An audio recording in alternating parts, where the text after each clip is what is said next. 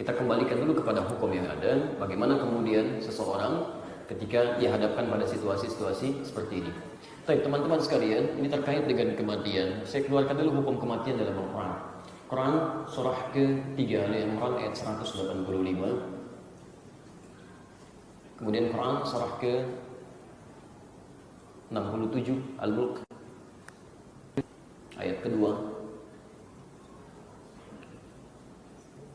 Kemudian selanjutnya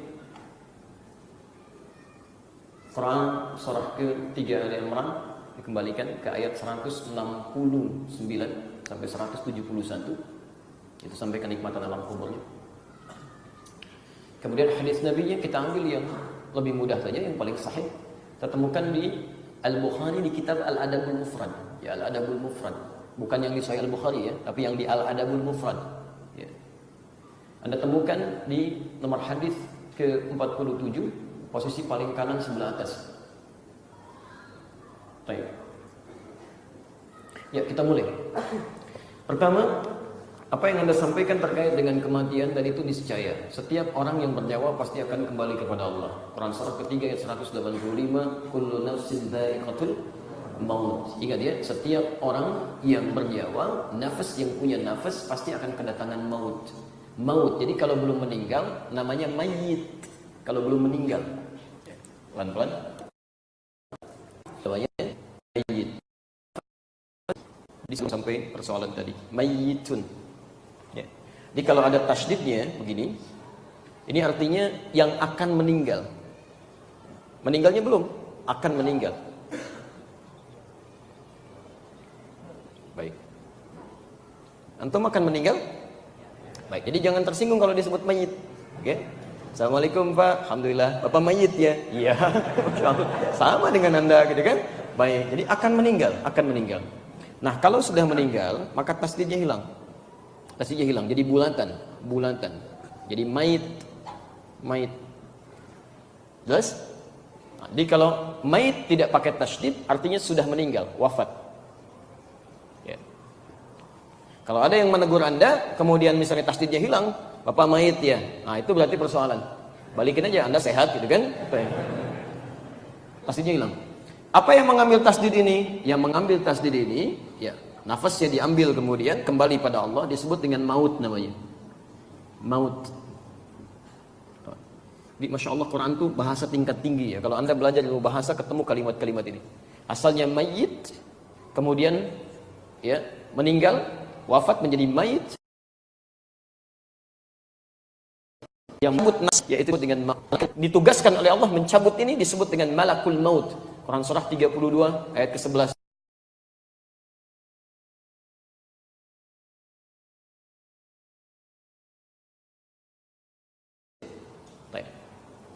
Kapan malaikat maut datang? Malakul maut.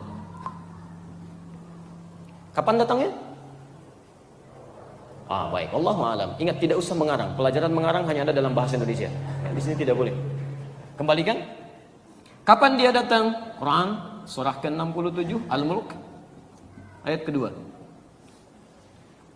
Tabarakalladzi biyadihil mulku wa huwa ala kulli syai'in qadir. Alladzi khalaqal maut wal haya. Pertama Allah berikan isyarat dulu, bukan waktunya kapan datang, tapi isyaratnya dulu. Perhatikan kalimatnya. Dialah Allah yang menciptakan maut, kematian, wal hayat, dan kehidupan.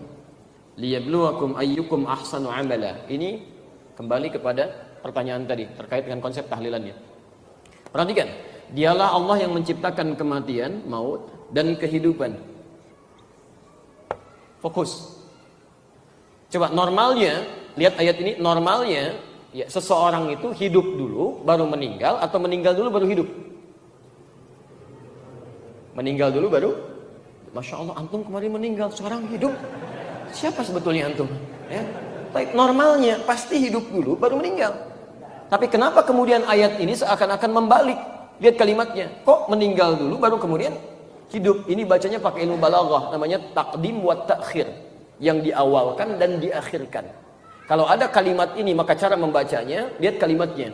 Kenapa kemudian kehidupan diakhirkan dan pakai alif hayat panjang untuk melukiskan kesan bahwa umumnya manusia selalu ingin hidup lebih lama. Ingin panjang, pengen di akhir.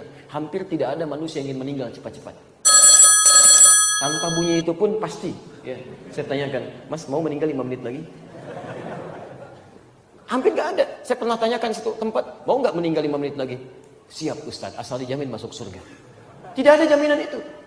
Karena itulah kemudian ketika Anda merasakan berharap-harap, masih lama nih wafat saya gitu kan, Allah kemudian sadarkan kita. Boleh jadi maut itu bisa datang lebih cepat dari apa yang tidak Anda duga. Di malaikat maut punya waktu yang ditetapkan oleh Allah, dirahasiakan kapan waktunya. Kan ini semua poinnya untuk menciptakan atau untuk menghadirkan peluang beramal saleh. Apa amal saleh terkait dengan kematian ini dan proses kematian ini dimaksudkan?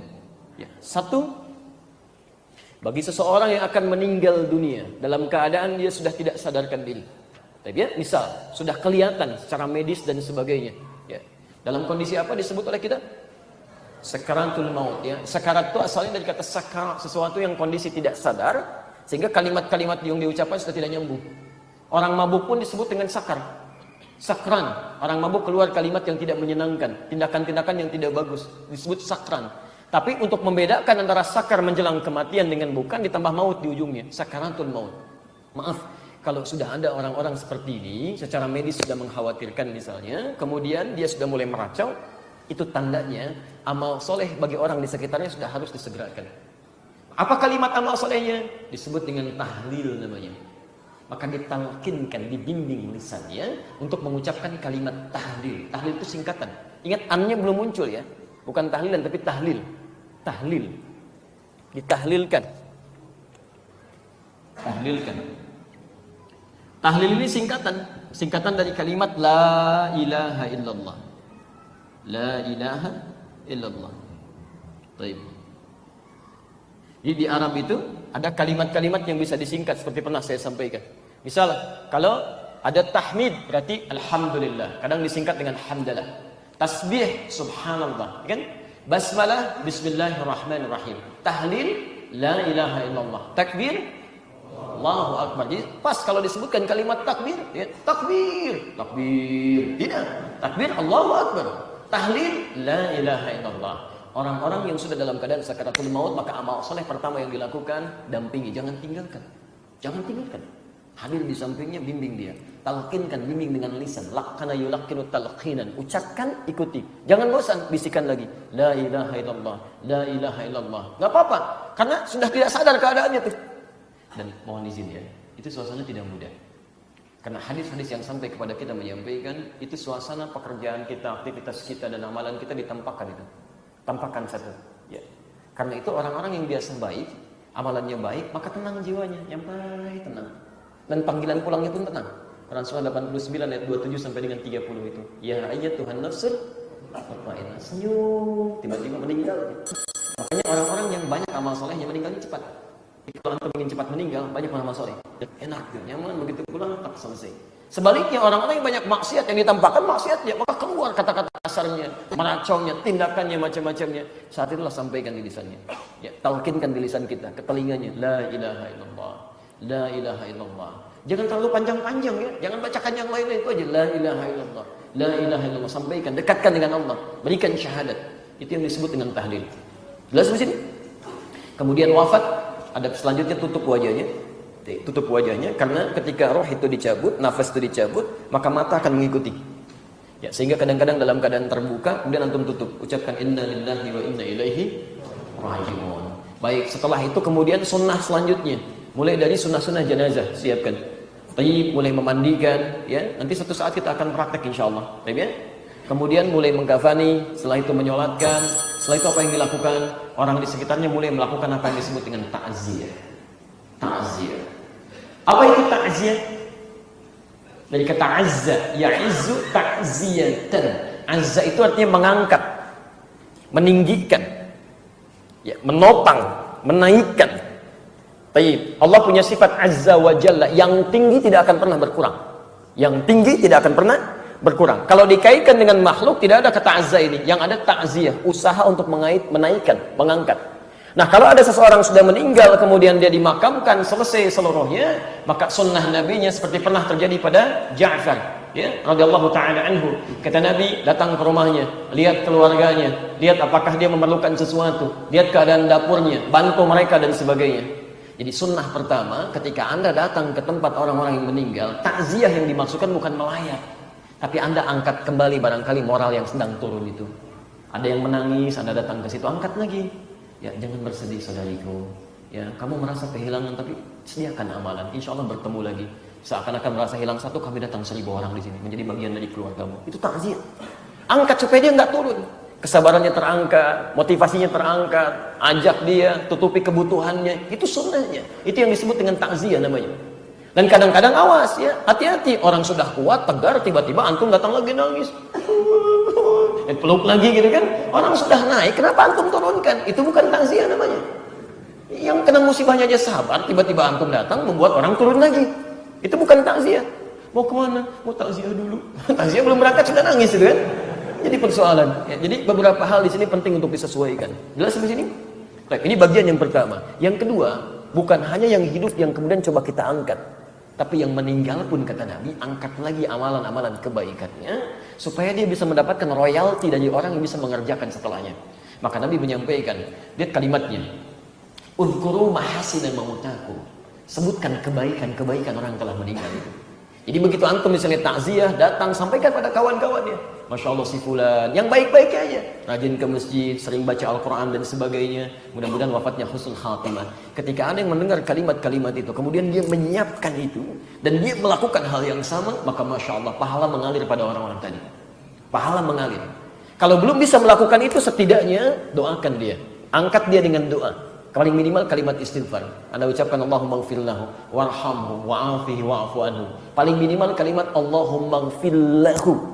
Begitu Anda mengatakan, apalagi anaknya mengatakan Allahumma gfir li abi misalnya, Allah mohon ampuni dosa bapak saya, maka disebutkan oleh Nabi SAW, terangkum di Al-Bukhari tadi di kitab Al-Adabul Mufrad, ketika seorang anak mengatakan ya Allah ampuni bapak saya atau ampuni ibu saya, itu diangkat di alam kuburnya 1 derajat oleh Allah. Sampai dia berkata, ya Rabb mahadhi, ya Allah apa ini? Maka dijawab kemudian ada suara mengatakan, inilah kalimat istighfar yang dimohonkan untukmu saat ini oleh anakmu. Anda bayangkan, dimohonkan untukmu saat ini oleh anakmu. Jadi itu yang diinginkan. Makanya kata Nabi cuma 2 hal yang diinginkan oleh orang meninggal dunia. Satu adalah permohonan istighfar kepada Allah, yang kedua doa-doa kebaikan. Makanya kita gabungkan di situ. Allahumma wasi' qabrahu, ya Allah luaskan kuburnya, waj'al qabrahu rawdatan min riyadil jannah, jadikan kuburnya itu bagian dari taman-taman surga. Wala taj'al qabrahu hufratan min hufarin nar, dan mohon jauhkan ya Allah, jangan jadikan kuburnya sebagai miniatur neraka. Mohonkan, itu yang diinginkan. Itu yang disebut dengan ta'ziyah. Baik, konsep itu menyebar di masa Nabi, masa sahabat, sampai kemudian para ulama-ulama saleh datang ke Nusantara dan menyebarkan nilai-nilai kebaikan itu. Singkat cerita, kisahnya dimulai pada saat ada pertemuan di Ampel Denta di wilayah Surabaya, yang pada saat itu dipimpin kemudian oleh Sunan Giri masanya. Taib, ada penyampaian-penyampaian terkhusus dari Raden Rahmat yang dikenal dengan Sunan Kalijaga, yang kemudian ada di daerah Kadiwungu sekarang, daerahnya Semarang ke arah Demak ya. Begitu Anda lurus ada patahan ke kanan dan lurus, Anda lurus saja, nanti ada belokan ke arah kanan, itu ada tulisan di situ. Baik, kemudian beliau mengajukan satu situasi yang terjadi di wilayah dakwah beliau. Wilayah dakwah beliau menyampaikan bahwa masyarakat di sini punya kebiasaan. Kalau ada yang meninggal dunia, maaf ya, yang terjadi pesta-pesta. Ada yang makan, ada yang minum, ada yang mabuk-mabuk dan sebagainya. Maka dilakukan selama 7 hari. Setelah itu kumpul lagi, ada 40 hari dan seterusnya. Itu masyarakat sekitarannya mengajukan kepada pertemuan pada saat itu di Dewan Wali, bagaimana caranya supaya ini bisa berubah. Maka beliau mengajukan, ya, salah satu caranya kata beliau, saya akan merubah isinya. Karena merubah itu sekaligus tidak mungkin dilakukan. Jadi kalau dilarang sekaligus, maka Islam akan ditinggalkan, dakwah sulit masuk. Beliau survei dulu tuh. Ya. Maka di situ kemudian tidak disetujui. Kata Sunan Giri jangan lakukan, ya, jangan lakukan. Khawatir kemudian itu dianggap sebagai bagian dari agama. Maksud Sunan Kalijaga itu tetap berlangsung 7 hari itu, 40 hari itu, tapi isinya dirubah dengan kalimat-kalimat tahlil. Ya Allahu Akbar, la ilaha illallah, kalimat-kalimat tahmid. Dipopulerkan istilah dengan tahlilan untuk membedakan dengan tahlil yang pertama. Tahlilan diisi dengan kalimat la ilaha illallah, cuman waktunya tidak dirubah. Mereka kumpul, isi daripada mabok baca kalimat ini, sampaikan kebaikan-kebaikan dan sebagainya. Itu ternyata kemudian tidak disetujui awalnya, tapi kemudian dimunculkan dalih di situ. Kalau kita tidak lakukan dengan ini, maka kemudian mereka akan sulit menerima Islam. Apa dalilnya? Dikiaskan kemudian pada peristiwa pelarangan khamar, miras santika di zaman Nabi. Jadi khamar, ya, khamar minuman keras saat dilarang di zaman Nabi, sekali 4 ayat dari An-Nahl, kemudian Al-Baqarah 219, posisi paling kiri sebelah bawah, menerangkan bahwa asalnya orang-orang jahiliyah sering memeras pohon-pohon kurma dan anggur, dijadikan sebagai alat untuk mabuk. Ayat haramnya belum muncul. Setelah itu muncul lagi yang kedua, ya, dijelaskan bahwa mabuk-mabukan itu, minum khamar itu, terasa manfaatnya ada sedikit, tapi banyak sekali hal yang mengandung dosa di situ. Manfaatnya bagi yang mabuk aja kerasa rasanya enak, tapi sebaliknya kata Quran, banyak dosa yang bisa muncul dari peristiwa itu. Itsmuhuma kabirun, ya. Baik. Apa yang terjadi setelah itu? Pelarangan belum muncul. Maka tiba-tiba ada orang yang biasa minum, tiba-tiba mimpin sholat, jadi imam. Jadi sebelum sholat minum dulu, begitu sholat mimpin baca al-kafirun, nggak selesai. Ya al-kafirun, la abudu ma ta'budun, nggak beres-beres di situ. Maka diadukan, turun kemudian An-Nisa. Ya ayyuhalladzina amanu la taqrabus shalah wa antum sukara. Hai orang-orang yang telah menyatakan dirinya beriman, jangan dekat-dekat ke sholat, sedangkan kamu dalam keadaan mabuk. Umar bertanya pada Rasulullah, ya Rasulullah, apa nggak diturunkan langsung aja satu ayat yang mengharamkan kemudian khamar ini? Setelah masa berlalu, turunlah Al-Maidah ayat 90 itu. Innamal khamru wal maisir wal azlamu dan seterusnya, rijsun min amali syaitani fajtanibu. Ini semua perbuatan-perbuatan setan, sangat berbahaya, tinggalkan semua itu. Maka turunlah seketika kemudian perintah larangan untuk minum khamar dan turunan perbuatan sejenisnya. Kapan itu turun? Setelah beberapa masa. Ditanya pada Sayyidah Aisyah, ya, setelah Nabi wafat, kenapa ayat khamar nggak langsung diturunkan? Jawab Sayyidah Aisyah, kalau ayat seketika turun, maka tidak akan ada orang yang bisa menerima Islam pada saat itu. Karena luar biasa lekatnya dengan itu, jadi candu dalam kehidupan. Makanya turun bertahap. Ini yang dikiaskan oleh Sunan Kalijaga pada saat itu untuk bisa menyampaikan maksud yang tadi dilukiskan dengan konsep tahlilan tadi. Maka didiamkanlah pada saat itu argumen yang dimaksudkan, sedangkan diam dalam kaidah fikih alamatun na'am, tanda setuju. Maka kembalilah beliau praktekkan, tapi sebelum dipraktekkan beliau sampaikan, kalau dikhawatirkan biarkan nanti anak cucu kita yang meluruskan ini. Jadi menyempurnakan maksudnya. Jadi beliau memulai, anak cucunya yang diharapkan bisa menyempurnakan itu. Tapi kemudian disampaikan, terjadilah proses itu. Ketika disampaikan itulah kemudian beliau berijtihad, ya sebelum sempat disempurnakan datanglah penjajah. Ada yang masuk lewat Selat Malaka Portugis tahun 1511, ada VOC nyusul dan sebagainya. Terputuslah dakwah karena kesibukan melawan penjajah pada saat itu. Jadi terbiasalah kemudian menjadi tradisi sampai dengan kekinian. Apa yang diijtihadkan oleh Sunan Kalijaga di masa itu bisa dibenarkan secara hukum karena orang-orangnya belum tahu. Tapi bagi orang-orang yang telah tahu hukumnya dengan takziah, maka tidak ada alasan untuk tidak mempraktekkan takziah. Takziah yang diinginkan itu yang didiamkan. Jelas di sini? Karena praktek ini dikhususkan dulu bagi hukum tertentu yang belum tahu hukumnya. Jadi kalau orang yang sudah tahu hukumnya, cukup kerjakan takziah saja, tidak perlu mengerjakan yang tadi. Karena itu hukum darurat dalam keadaan tertentu. Jelas? Seperti antum dalam keadaan wudhu misalnya, menemukan air, airnya ada. Kemudian pada kondisi tertentu air tidak ada, maka apa yang dilakukan? Tayamum. Pakai apa? Debu, bukan debu yang bersih. Buti sa'idan thayyiban.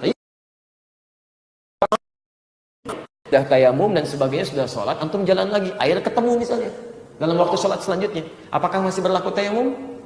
Tidak. Kenapa? Baik, karena tayamum situasi yang darurat, setelah airnya ada, tayamum ditinggalkan, wudunya yang digunakan. Jelas?